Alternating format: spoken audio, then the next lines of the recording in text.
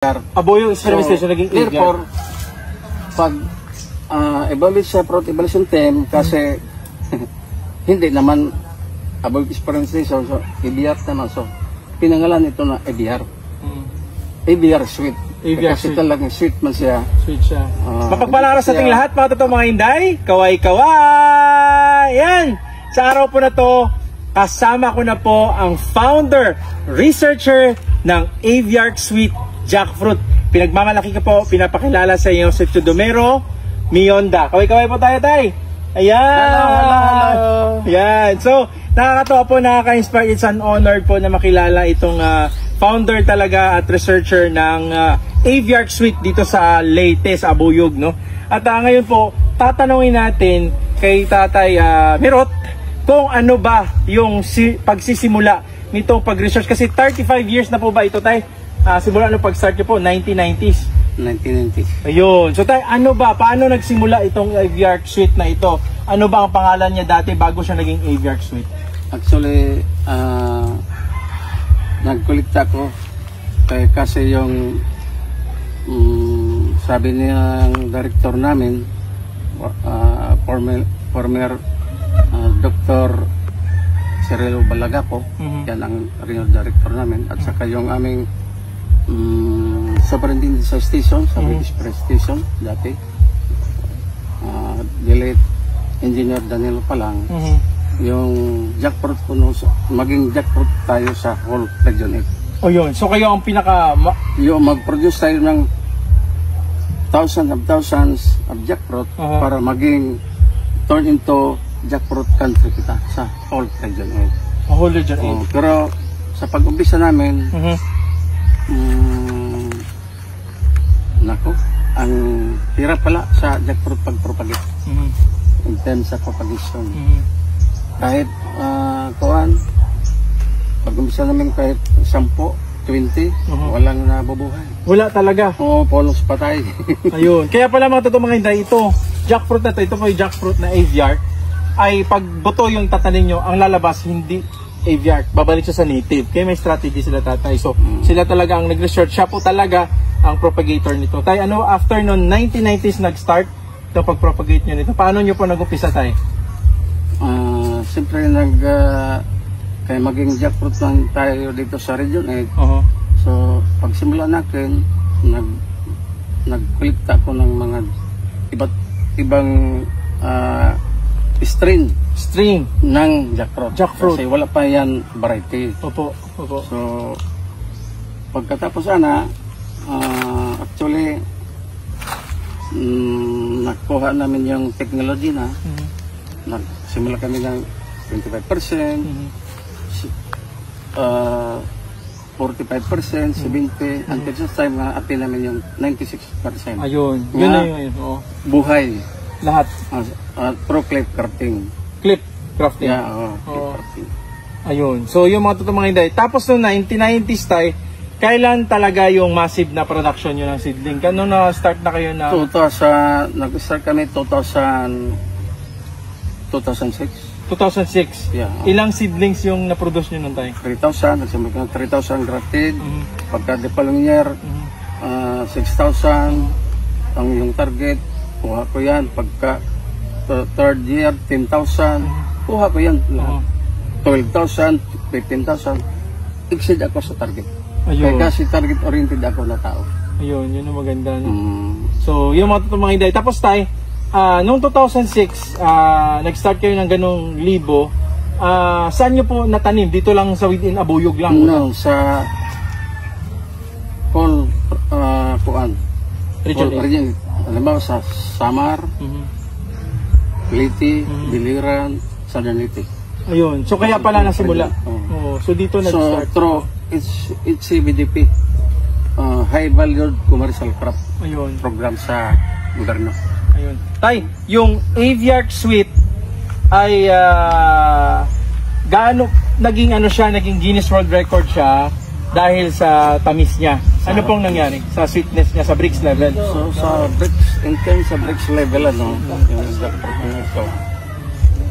hindi basta-basta maging variety ng fruit. Hindi lang jackfruit, no? Kasi ang mga kategori sa National Seed Industry Council, no? Ang dami. Hindi pa sa basta maging variety yung fruits natin. Pagkatapos, lalong lang na maging Guinness Book of World Record. Kasi yung record sa Guinness Book of World Record, maging regional winner ka, at sa same time, the following year, maging national winner. Pagkatapos, isalbag na sa ano, Compete sa world. Compete na sa world. Before that, so many trial sa mga field, different field, no? Whole region ni country, kasi pag ito itanim sa iba, hindi na matamis. Kasi iba yung lupa iba nila. yung lupa, iba yung topography, climatic condition, environment, no? Yung soil type. Pero ito, kahit saan yung itinanim, maganda talaga siya. So, ano siya? Pwede siya kahit saan? Pwede kahit saan. Okay. Provided you can control sa water, water logging during rain season. Ayun. Kasi mapatay ito. Pag water logging within 24 hours. Ayun. So, dapat wala sang water lag yung pagtataniman nyo po yung mga tutuloy. Dito sa nakikita nyo po yung space na pinuntahan namin, dito yung production nila ng seedlings, ng mga science, dito nang gagaling lahat tayo, no? So, hindi lang aviark andito. Lahat andito, marami. Ang itinamin dito, no, para mother plant, or sexual propagation purpose, ito, mangosteen. Mayroon kaming Doko ito ng Lesones, from Malaysia. Longkong from Thailand. Yung Longkong, the city is Langka, Lesones of the world. Longkong. Bangkok Santol. Kompleto. Magallanes, yung Segreso. So, nagbibenta kayo ng seedlings na rin tayo? Yeah, matagal na. Yung guaybano na sweet, hindi sour ba? Very sweet yung Sweet. Parang mayroong sugar or gatas. Ayun. Milk. Milky siya. So yun mga inday. Pag welcome ba sila dito tayo pag nag-visit sila? Welcome ba sila pag nag-visit sila dito sa farm nyo? Welcome. Ayun. So mga mga inday, anong lugar nyo dito tayo sa lugar na to? Ito?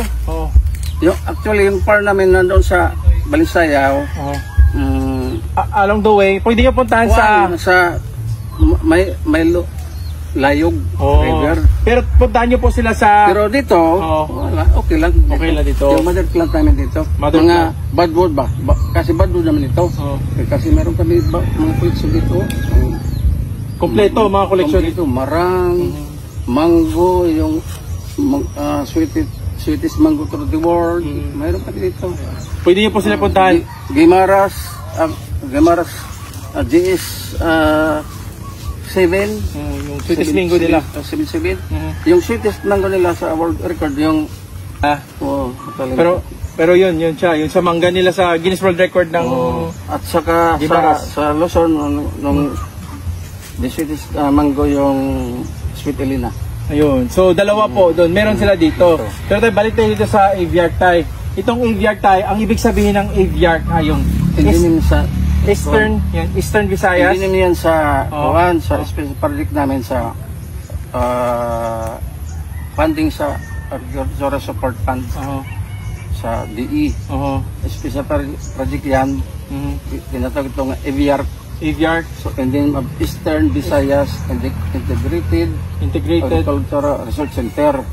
Dati, Aboy Experience Station. Naging aviark. Aboy Experience Station naging aviark. Therefore, pag evaluate sa fruit evaluation team kasi hindi naman Aboy Experience Station, so aviark naman. So, pinangalan ito na aviark. Aviark sweet. Kasi talagang sweet man siya. Sweet siya. Hindi pa siya world record holder, pero registrado na siya sa insect. Ayun. Insect. So yung mga mga hindi kasi 2015, 2016 doon siya talaga naging Guinness World Record. Yun yung edad niya. Kaya ito naging aviark siya. Dati tayo anong pangalan nito tayo before siya aviark? Ice One. Sa collection ko out of civet, ito ang pinaka maganda, pinaka masarap. Sa 7 na research ni tatay na collection, ito daw yung pinaka maganda. Meron din kayong Malaysian, di ba sabi niyo tayo? Meron. Pero ito yung napili niyo talaga pinakamasarap. So yun. Kaya tinatangkilik ng maraming Filipino yung aviark sweet. Ngayon kasi nagiging international market na din itong aviark tayo, no? Siguro. Kasi mayroon na nag-produce ibang nasyon dito. Ayun, meron. Vietnam. Vietnam, nagabili sila. Nakabili sa akin sa private natin na nursery. Way back 2005. Okay. Dinala nila sa Ormoc kasi mayroong private claim. So, dinala nila sa Vietnam. I want to, 50 pieces. 50 pieces na binili. So yun, gaano ngayon, kaganda ang market ng Aviark tayo sa tingin niyo po sa ngayon? Actually, when it comes to marketing sa Aviark Sweet, so far, jackfruit is concerned, walang problema. Kasi, yung halimbawa pag-harvest namin, breaker point. Kasi hindi kami mag-harvest ng lahat-lahat na fully ripe na. Fully ripe po. Kasi hindi yan advisable pag i-transport mo sa ibang lugar or ibang halimbawa cities or town. So breaker point. Okay. So dapat before siya mahinog? Before siya mahinog 3 to 5 days? 3 to 5 days siya mahinog. So, kung gusto ka madali mahinog, pag harvest mo breaker, ibilad lang sa araw. 10 to 15 hours. Hinog? Mahinog yan. Ayun, so may strategy. Wala nang gamit ng mga calcium carbide, hindi kami kagamit yan. So yan ang strategy lang. Yun yung mga technique. So talagang marami tayong matutunan kay tatay. Yung mga importante sa fruits, makontrol mo ang major piece sa jackfruit, yung tinatawag na tumutusok. Yung ano tawag yan? Fruit fly. Fruit flies. One of the major fish sa jackfruit, fruit fly ngayon. Ayun. Tayo na masasabi mo tayo na yung iba, hindi na sila nilalagyan ng sako, hindi na binabalot. May ano ba yun? May damage. Okay. May ano ba yun siya? May effect ba yun siya sa sweetness pag hindi siya mas matamis daw yung hindi nilalagyan ng sako kaysa sa nilalagyan? Ang tingin niyo po doon? Siguro wala man. Wala man variable. So significance difference. Wala. Tayo mahirap ba mag-alaga ng jackfruit sa tingin niyo po kasi 35 years na sila? Mahirap ba ang pag-aalaga ng jackfruit tayo o madali lang naman? Sa lahat na fruit trees, ang pinaka hindi mahirap ito. Hindi mahirap ito. Provided you can control sa fruit fly according to your fruit trees. Hindi yan ang problema. Ayun. Tay, if you don't mind, ilang taon na po kayo ngayon? Para na 71. 71 na. So 35 years. Pag-retire na, kaya at then sa 50 ako. Pag mag-60. Okay. Nangabil ako sa kuhan and then rationalization ba? Ang pag-retire ko, senior agriculturist na ako doon. Ayun. So, grade 18. Ayun. So, yun. Ako ang second to the superintendent, ang 18. Ayun. So, yun. Yung superintendent, distribution lang ito. Center chief, sa grade 21, ako sa grade 18. Tay, ano ang ano nyo tay? Ang feeling nyo dahil kayo isa sa mga naging legacy, naging founder ng Aviark Sweet na tingin growing na talaga in the Philippines and other countries for sure. Yung sabi nyo nga, may nagbibili na. Ano ang feeling tayo na gano'n tayo? Actually, kung mag-isip ka sa fruit na jackfruit yan lang ang aking legacy. Okay. Pagtrabaho na kid. Kaya kasi target-oriented ako, lahat-lahat na ibigay sa akin ng mga target. Nagsimula ko sa vegetable, sa rice and corn, tapos sa orchard, at sa nursery. Kuha ko ang mga target doon. So, I'm happy. Pag-retire ko na nagsimula si Mrs. pag-produce at saka si Henry at nag-market dito sa whole Philippines. Ang dami pala ang umaangkin na. Sila talaga ang mga pero ang okay man lang sa akin yan. Walang problema. Anyway, ang Ginoo mandigo man. Ayun. Walang problema. Okay. So, yung mga totoo mga inday. Kasi meron talagang iba na parang nagsasabi din sila na sila din yung, siguro, baka sila din yung nag-start ng abuyog. Pero si tatay, siya talaga yung nag-start talaga ng propagation research. Pinakapunot dulo ako. Pinakapunot dulo, yan nga. In terms sa collection, ako. In terms sa propagation, ako din. Kaya, national director yung 96% namin. Pibak 1995. Okay. 96% buhay. 96% buhay. Pibak 1995. 1995 pa yun. After 5 years lang na research nila. So na perfect na nila. Almost perfect na nila. Actually, hindi man yun matawag na research. Itawag ito natin na guerrilla research.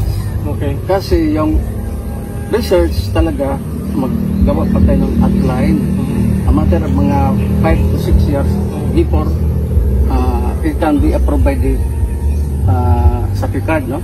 Philippine Council for Research and Development Center. Matagal, pero may budget. Pero yung purpose ni Director Balaga po, gusto siya talaga instant. Kung ano bang gawin nga maka-produce ng jackfruit na talagang quality, ang daming buhay. So, ang diba, in-story ko na sa iyo, Leila, yung ginawa ko, yung isang propagator, kay 5 man, 6 sila. Isang technology, technology 1, technology 2, 3, 4, 5. Until sa time na sa mission na pirahan, diyan ko makakuha ng ideya. So, ganun. So, yun yung secret ni tatay. Sinabi niya sa akin yung secret, hindi ko sasabihin sa inyo. Hindi, i-share namin sa inyo. So, yun yung mga technique. Kasi pinag-aralan nila ng yung pinakamagandang strategy para makuha nila yung perfect na nagkaroon sila ng 96%. Yun sa propagation nila sa seedlings. Kaya, 35 years na sila nagpo-produce ng seedlings ng almost 35 years yung na. Yung nursery natin, 1990 pa yan. 1990, yun yan. 1990 pa. I-establish ko yan. Nagtrabaho pa ko. Kasi, reklamo yung BR Manila naman. Sige, Rob, bakit ikaw 4H plant material supply, bakit ikaw ang operator? Hindi yan pwede ka, no? Kasi nagtrabaho sa gobyerno. Conflict of interest yan. Ganun ba, sir? So, wala pong sabi. Sige, sir, pag renew na kami sa umabot ng mga taon, hindi na ako ang operator. Iba na lang yung anak na lang ako. Ganun pa, no? Ayun. So, yun pala yung nangyari. Kaya pala pa ako nag-operate sa whole region. Ako ang pinaka-una na operator sa nursery. Nagtrabaho pa ko. Nag-interview sa akin siguro mga 2000 ba to? 2000? May nag-interview sa inyo? Oo nga, taga Bureau of Statistics sa regional office. Kami pala kuno ang pinaka-una nag-establisar ng aviary nursery. Wala pa yung aviary. Wala pa aviary. Nursery. Okay. Nursery. Assorted lang. Assorted. Yun. So, sila pala talaga matutumang inday. Basta sa nursery operation. Sila po nag-start talaga. 1990 pa. So, yun. Tayo, ano ba ang future ng aviary na jackfruit dito sa atin sa Pilipinas at sa buong mundo? Sa tingin niyo po ano ang mangyayari? So, kung mag-speak sa aviary, very rewarding yan. Very promising kasi mag-holder ba yan sa Guinness World Record, Guinness Book Award Record kung hindi promising, hindi maganda, hindi masarap, world class pa na jackfruit. Nandito lang sa Abuyog pala. Hindi yan nangalan ng ibang Abuyog City, hindi. Yung Abuyog town yan, nanggaling ang Abuyog Station sa Balisa sa Abuyog, Leyte. Pero kasi bakit pinangalanan nila ng Abuyog Sweet? Nanggaling sa sweet, sa Abuyog. Pero ang restro ito sa insect, aviary sweet talaga. Aviary sweet. Hindi Abuyog Sweet. Sino ba nagpangalan ng Abuyog Sweet? I don't know. Ang dami. Mga negosyante. Ayun. So, siyempre kasi nasa lang sa amin ng planting madalas. Pagkatapos, ibinta nila. So, ginawa nilang, sinabayan nila yung flow, yung trend. Kung lang kasi para masarap siguro, no? Masarap siguro tingnan yung Abuyog Sweet. Ayun, talaga. Kaysa aviary sweet. Ayun. Hindi man sila talaga marunong kung what is aviary sweet. So aviary sweet, hindi na research station, no?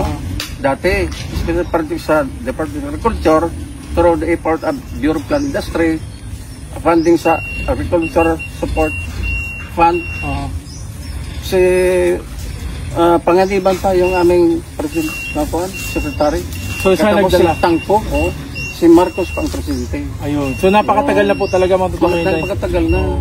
So, yun mga totoong inday, at least alam na natin kung sino talaga nagsimula nitong aviary na research propagator founder, no, si tatay.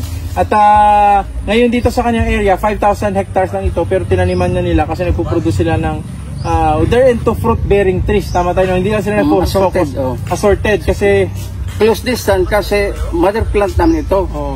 Lahat ng mga propagation, nandito ang sayon ng profile, kinuha, pagkatapos forget.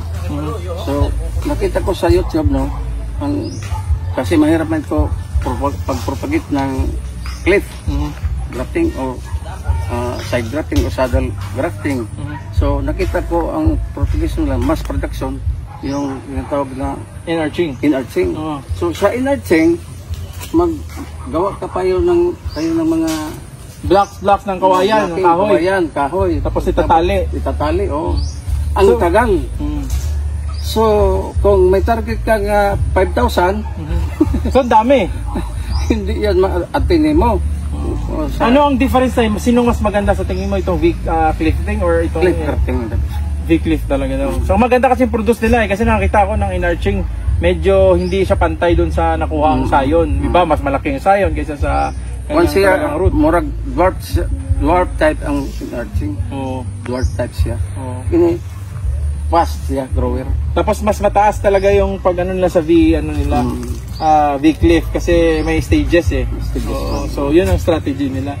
Kaya ngayon, nakaka-inspired na ito. Sana na-inspired namin kayo tatay, no, na tay, may gusto ka bang i-share about dun sa Aviark pa? Ano bang plans ninyo in the future dito sa Henpai Aviark sweet jackfruit?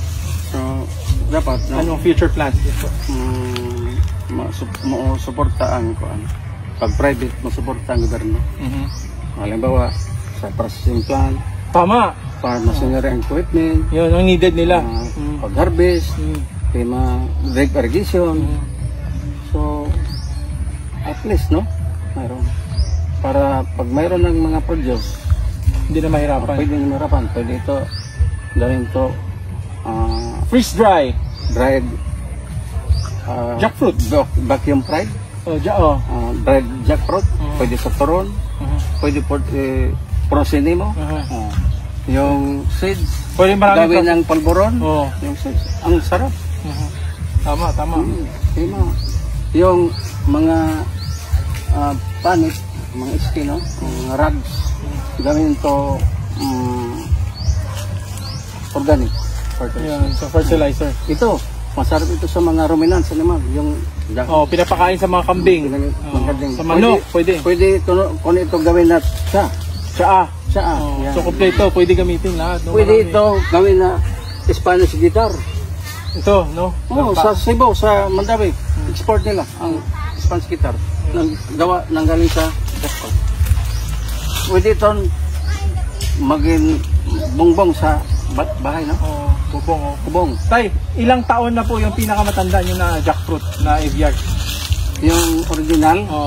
Buhay pa ngayon? Buhay pa. Nasa... Dalawa yan. Sa pag dinala nanggaling sa nanggaling sa Bohol Experiment Station. Bis ang talaga ang pangalan nila. Sila nagsimula sa propagation, pero ganun sila. Mayroon budget sa research, wala. Pagka the following year, 1997, nag-training sila sa akin doon sa station. One week, yung mga propagator nila doon sa Mandarin Station, yung kuan. Pero hanggang sa conservation, okay sila. Sa propagation lang wala. So ako na nagturo sa kanila, para maka-propagate ng dami, no? Mass production ba? Through cliff crafting. So, may mga technique man yan. Tama. So, i-share ko ang knowledge natin. Tama yun. So tayo na bang ma-advise mo tayo sa mga na-inspired sa inyo at yung future growers ng Aviark jackfruit? Ano masasabi mo sa kanila tayo? So magtanim lang sila, hindi lang ma-discourage sa bagyo. Kasi meron naman natin ngayong technology nga 2 or 3 rootstock o multiple rootstock to be planted. Kasi fast grow yan, it can resist sa mga typhoon, no? Kaya prolific pag mabunga. Ayun. At least yung planting distance huwag 5x5 or 7x7 or dapat 10x10. 10x10. Yeah. Basta yung ideal nga para fruit production. Ayun. So huwag gayahin ito na tikit-tikit para pang sayon lang namin ito kay mother plant. Mayroong mga tag sa pure plant industry. Nakatag talaga po. So So mga gustong magbili ng meron talagang Ito, nakatag ito. Ano? nakatag, oh. Ito meron eh. Ito. Ito natin. Ito mga bata pa. Oh. Ito, pakita nyo dito.